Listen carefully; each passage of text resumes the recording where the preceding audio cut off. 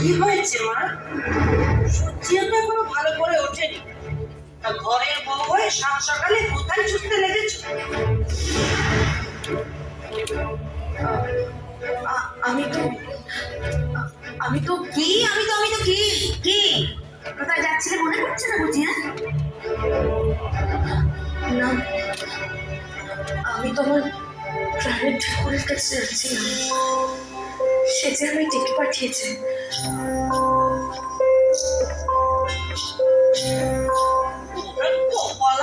প্রাণের ঠাকুর তো সে কিভাবে ডেকে পাঠালো বৌমা?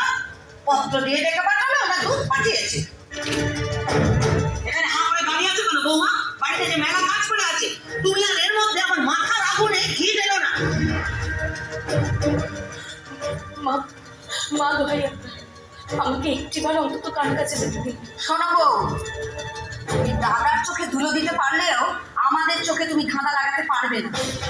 কে তোমার প্রাণের ঠাকুর, কার পায়ে তুমি করতে দিয়েছিলে সেসব আমার খুব ভালোভাবে জানা আছে।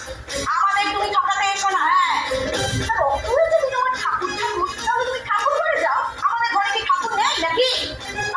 ছুটি না, তুই আর আমায় জানাস না তো ওকে আবার ঠাকুর করে পাঠাচ্ছিস? তাহলে কি মার মেয়েতে মিলে আর মাস খালি করে বাড়ির সব কাজ করবো? এই